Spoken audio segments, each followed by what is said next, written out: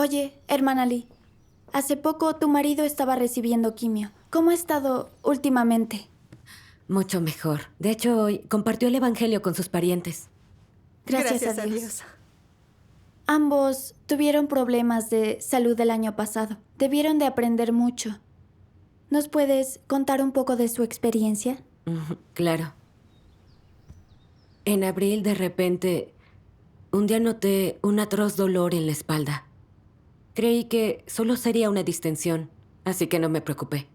Y pensé que me pondría bien con un parche medicinal. Pero el parche no hizo nada, el dolor de espalda solo empeoró. Era como si me clavaran una aguja, un dolor punzante entre pecho y espalda. Cuando empeoraba, parecía que me desgarraba la carne y todos los huesos. El dolor era tan intenso que realmente no sé describirlo. Durante varias noches me dolía mucho como para dormir. Sentía que ya no podía soportarlo y quería ir con el médico. Pero ya tenía un compromiso para predicarles el evangelio a varios. Sin duda un chequeo me retrasaría con eso. Pensaba ir unos días después de la reunión. Y que además todo estaba en manos de Dios. Solo debía seguir con mi deber y quizá me sentiría mejor en unos días. Así que me fortalecí ante el dolor. Y fui al hospital después de aquel encuentro. El médico que me vio me dijo muy serio: ¿a qué estaba esperando para venir? Esto no es poca cosa. Es un herpes provocado por un virus, un herpes interno. Incluso ya se ve sobre la piel. Si no se lo trata inmediatamente y el virus se adentra en la médula, hasta podría ser letal. ¿Tan malo es eso? Sí, estaba muy sorprendida. Jamás imaginé que fuera tan grave como para poder costarme la vida. Pensé hace unos años que comparto el evangelio y cumplo con el deber. ¿Cómo es que ha podido pasarme esto? Aparte, he dejado mi hogar y mi empleo para cumplir el deber. He pagado un precio. Nunca he traicionado a Dios, ni siquiera cuando el PCCH me detuvo y torturó. Seguí con el deber tras salir de la cárcel. ¿Por qué no me protege Dios? Más lo pensaba, más me angustiaba. Me resistía a llorar y me sentía vacía. ¿Te tuviste que quedar en el hospital para tratarte? No. Lo que tengo es una enfermedad crónica, así que solamente se puede controlar con medicación adecuada. Además, estábamos ocupadísimos en la iglesia, por lo que continué en el deber durante el tratamiento. Cuando salía en bicicleta para movilizarme, cualquier bache en carretera me provocaba un dolor insoportable.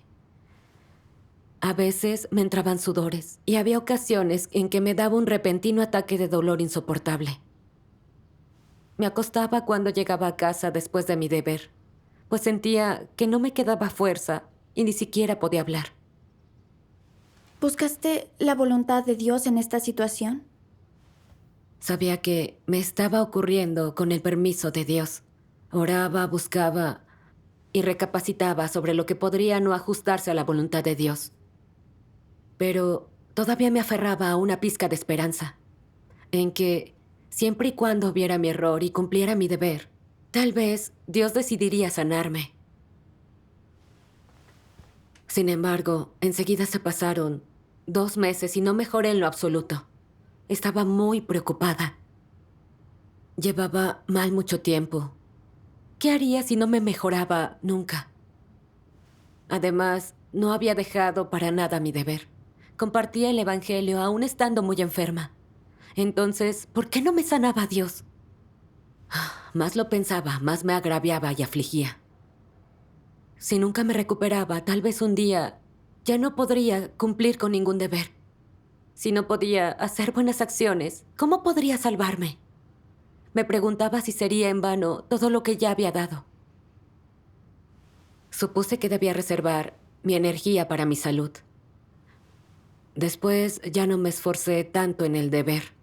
En las reuniones grupales preguntaba poco sobre posibles objetivos de evangelización. Y si nadie necesitaba ayuda, me iba a descansar. Me daba mucho miedo agotarme y ponerme peor. En aquella época estaba toda preocupada por mi enfermedad y en un estado muy deprimido. No recibía luz de las palabras de Dios y mis enseñanzas eran muy pobres. Me sentía muy distante de Dios. Con dolor le oraba a Dios.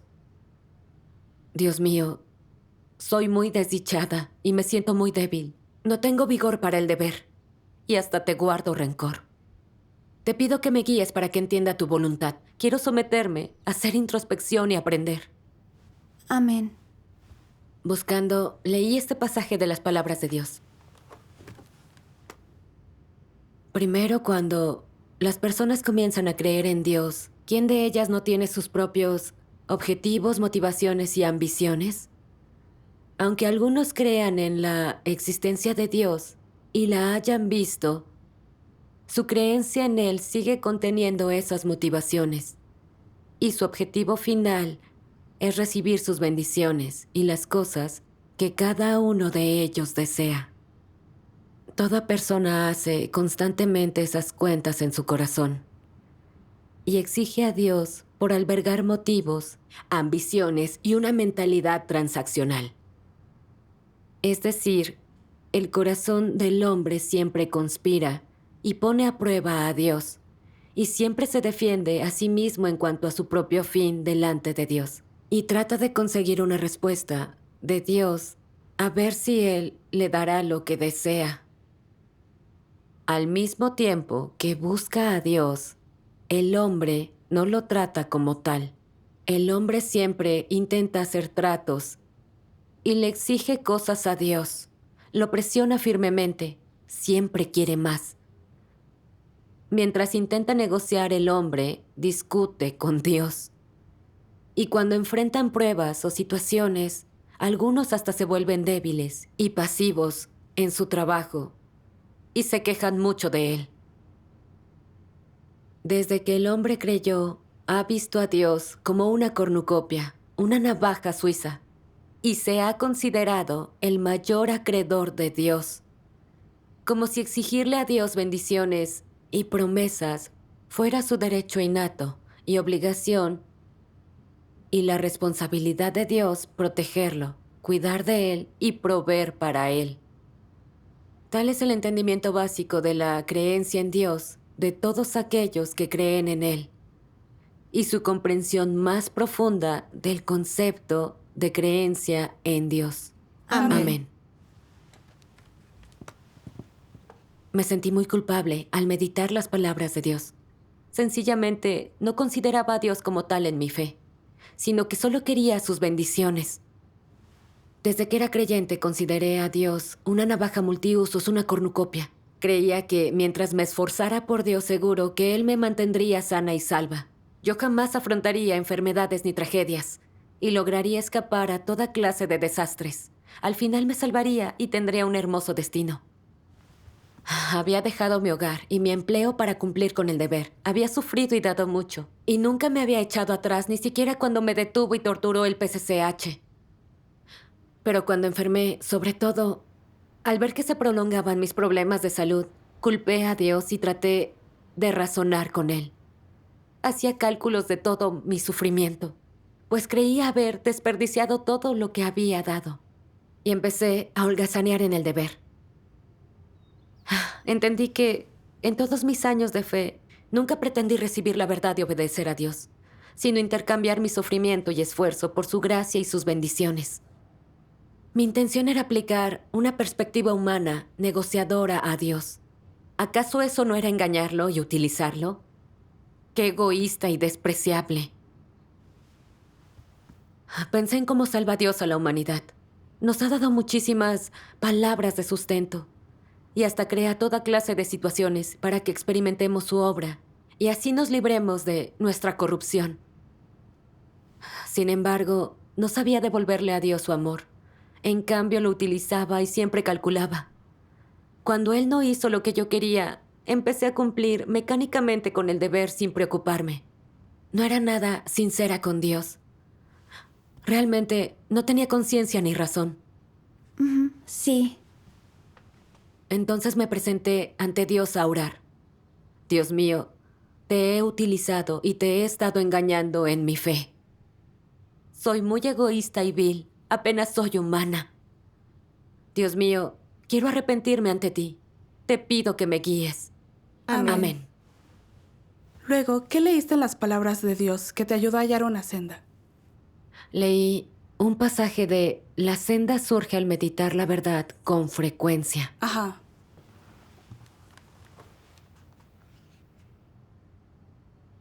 En muchos casos, las pruebas de Dios son cargas que les da a las personas. Cualquier carga que Dios te da es el peso que debes asumir.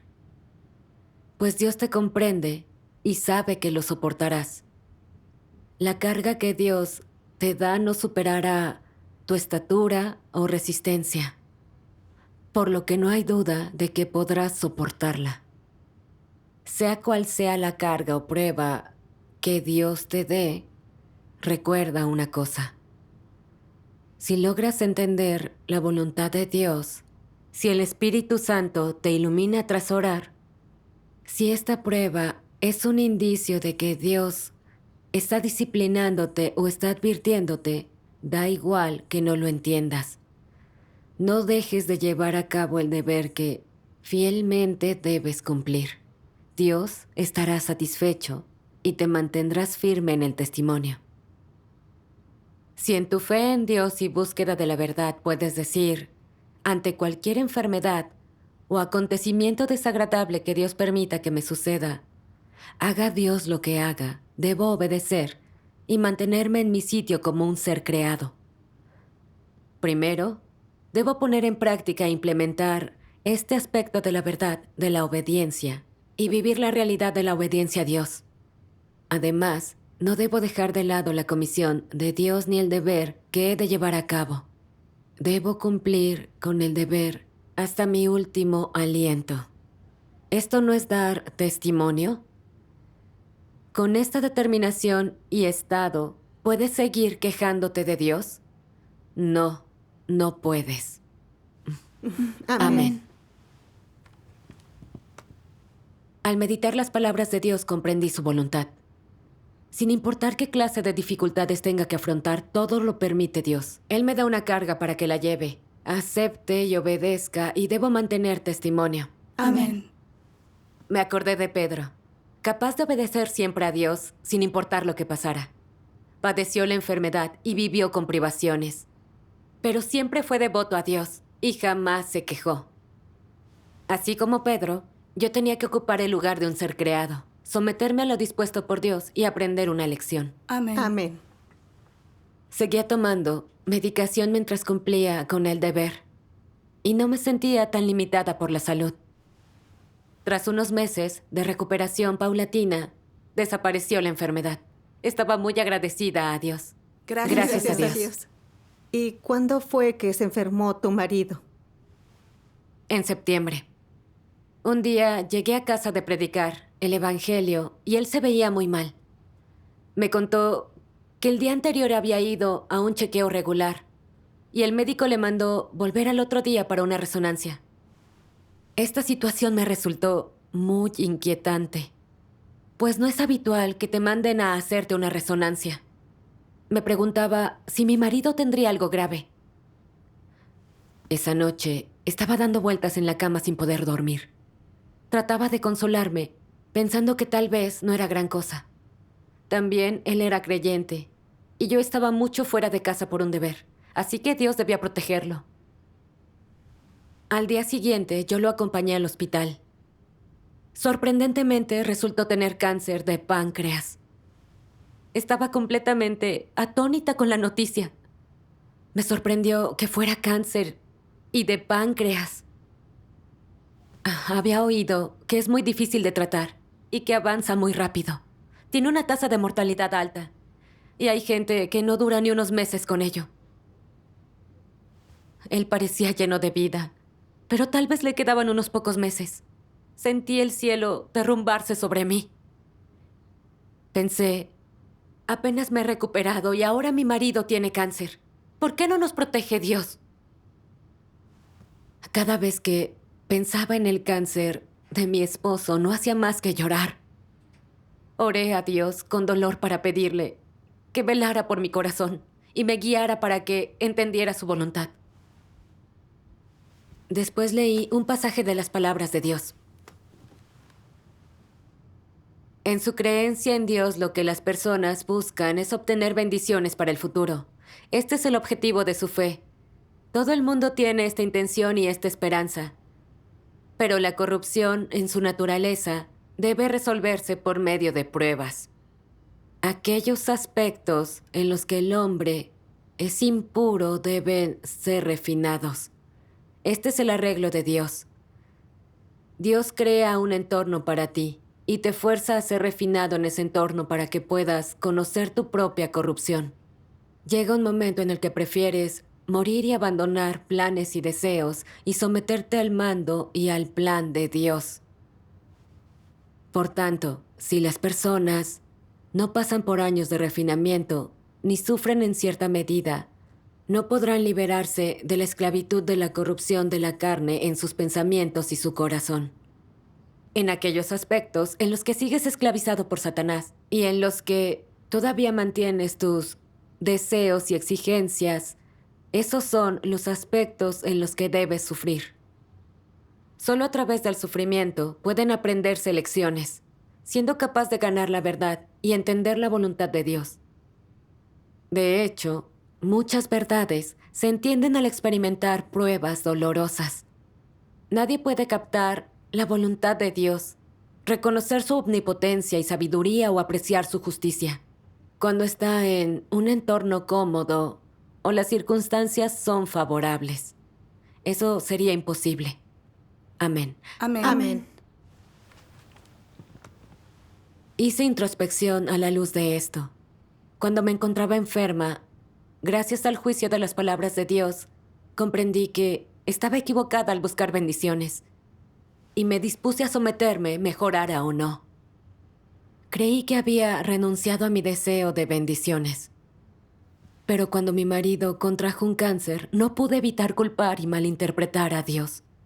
Creía que Dios debía protegernos por ser creyentes. Vi lo arraigada que estaba mi motivación por las bendiciones. Sí. Nunca me habría dado cuenta si no me hubiera desenmascarado así Dios. Exacto. Sin las pruebas y la refinación, es imposible que reconozcamos nuestra corrupción y nuestras faltas. Nunca cambiaríamos ni seríamos salvados por Dios. Eso es. Gran verdad. Comprendí entonces que tenía que aprender una lección de la enfermedad de mi marido y dejar de culpar a Dios. Recapacité con calma acerca de por qué no pude evitar quejarme y malinterpretar a Dios cuando mi esposo contrajo cáncer, porque seguía yendo en pos de las bendiciones. Luego miré un video de una lectura de las palabras de Dios. Vamos a verlo. Muy bien.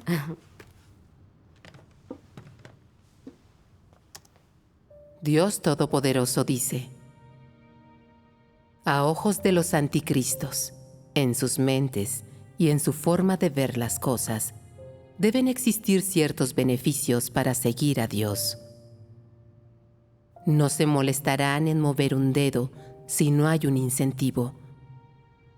Si no existe la posibilidad de gozar de la fama, la ganancia o el estatus, no tiene sentido creer en Dios. Los primeros beneficios que una persona debe recibir son las promesas y bendiciones de las que se hablan en las palabras de Dios, y también deben gozar de la fama, la ganancia y el estatus dentro de la iglesia. Los creyentes en Dios deben destacarse entre los demás y deben ser especiales. Los incrédulos no deben recibir tales cosas, y los creyentes deben disfrutarlas. Si no, aparece alguna duda sobre si este Dios es Dios. ¿Acaso la lógica de los anticristos no convierte en verdad las palabras? ¿Los que creen en Dios deben disfrutar de las bendiciones y la gracia de Dios? ¿Son verdad estas palabras? Estas palabras no son verdad, son falacia, son la lógica de Satanás y no tienen ninguna relación con la verdad. ¿Ha dicho Dios alguna vez: si la gente cree en mí, seguramente será bendecida? ¿Esto es verdad?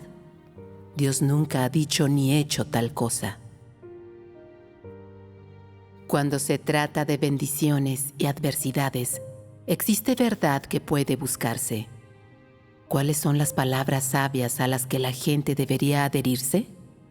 Job dijo, ¿aceptaremos el bien de Dios y no aceptaremos el mal? ¿Son verdad estas palabras? Son las palabras de un hombre. No deben ser elevadas a las alturas de la verdad, aunque en parte se ajusten a ella. ¿Qué parte de ellas se ajusta a la verdad? Que las personas sean bendecidas o sufran adversidades está todo en manos de Dios. Está todo bajo el dominio de Dios. Esto es verdad. ¿Es esto lo que creen los anticristos? No. ¿Por qué no lo creen? ¿Por qué no lo reconocen? Como creyentes en Dios, los anticristos desean ser bendecidos y evitar la adversidad. Cuando ven a alguien que es bendecido, que se ha beneficiado, que ha sido agraciado, que ha recibido grandes beneficios y que ha recibido más comodidades materiales y un mejor trato en este sentido, creen que esto es obra de Dios. Si no, estas no son las acciones de Dios. La implicación es, si eres Dios, entonces solo puedes bendecir a la gente. No puedes enviarles desastres o sufrimiento. Solo entonces tiene valor y sentido que la gente crea en ti. Si, después de seguirte, la gente sigue acuciada por la adversidad, si sigues sufriendo, entonces, ¿por qué deberían creer en ti? No admiten que todo está en manos de Dios, que Dios lo manda todo. ¿Y por qué no lo admiten? Porque los anticristos temen la adversidad. Solo quieren beneficiarse, ser favorecidos, ser bendecidos. No desean aceptar la soberanía de Dios ni sus disposiciones, sino solo recibir beneficios de Dios. Tal es su punto de vista egoísta y despreciable. Todos los humanos corruptos viven para sí mismos. Cada hombre por sí mismo y sálvese quien pueda. Este es el resumen de la naturaleza humana. La gente cree en Dios para sí mismos, abandonan las cosas, se esfuerzan por Él y le son fieles. Pero aún así, todo lo que hacen es para sí mismos. En resumen, su único propósito es ganarse bendiciones para sí mismos. En la sociedad todo se hace para beneficio personal. Se cree en Dios solamente para lograr bendiciones.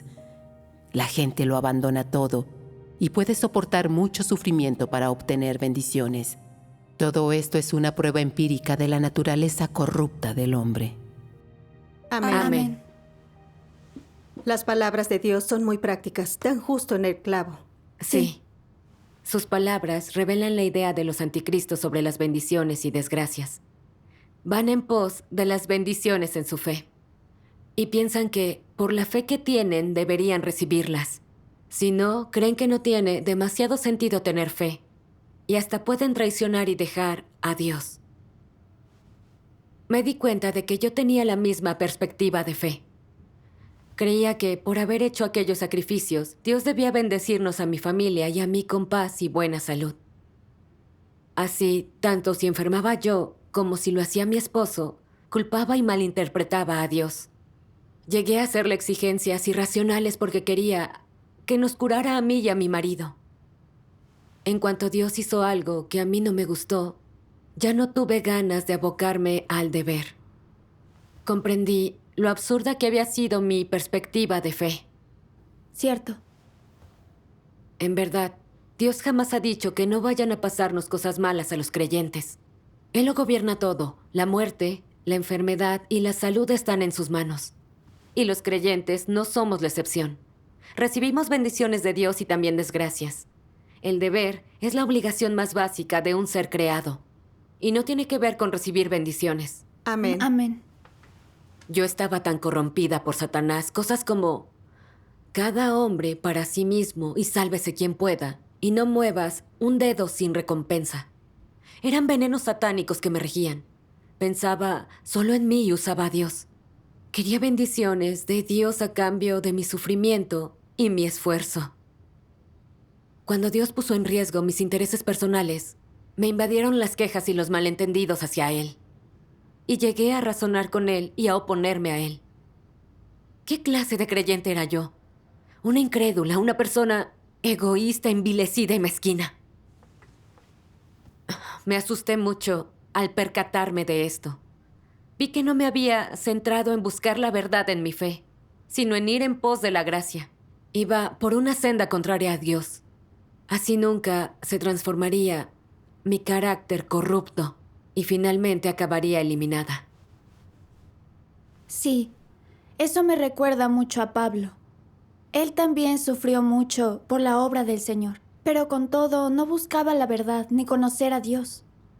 Aparentemente se esforzaba mucho y se sacrificaba nada más para ser premiado y coronado. Declaró: he peleado la buena batalla, he terminado la carrera, he guardado la fe. En el futuro me está reservada la corona de justicia. Con eso realmente quiso decir que si Dios no lo coronaba y premiaba, entonces Dios no era justo. Quiso aprovechar sus esfuerzos para presionar a Dios, para trabajar en su contra. Terminó ofendiendo el carácter de Dios y Dios lo castigó. Sí, Es peligroso ir solamente en pos de las bendiciones y no de la verdad en nuestra fe. Así es, sí. Entonces entendí realmente que con esa situación Dios me estaba juzgando y desenmascarando. Si Él no me hubiera desenmascarado así, yo no habría descubierto mi corrupción y mi fe viciada. No me habría purificado y transformado. Le di sinceras gracias a Dios por su salvación. Gracias Amén. a Dios. Más tarde leí otro pasaje, del 5º párrafo de los que serán hechos perfectos deben someterse al refinamiento. yo lo leo. Sí, Puedes pensar que la fe se trata de sufrimiento, o de hacer muchas cosas para Dios, o tener paz física, o para que tu vida transcurra sin problemas y cómodamente. Pero nada de esto debería ser un propósito de tu fe. Si crees para esto, tu visión es incorrecta y nunca podrás ser perfeccionado. Las acciones de Dios, el carácter justo de Dios, su sabiduría, su palabra y lo maravilloso que Él es, son cosas que se deben tratar de entender. Como posees este entendimiento, debes utilizarlo para librar a tu corazón de todas tus demandas, esperanzas y nociones. Solo eliminándolas, puedes cumplir con las exigencias de Dios. Y solo haciendo esto, puedes tener vida y satisfacer a Dios. El propósito de la fe es agradar a Dios y vivir el carácter que Él requiere.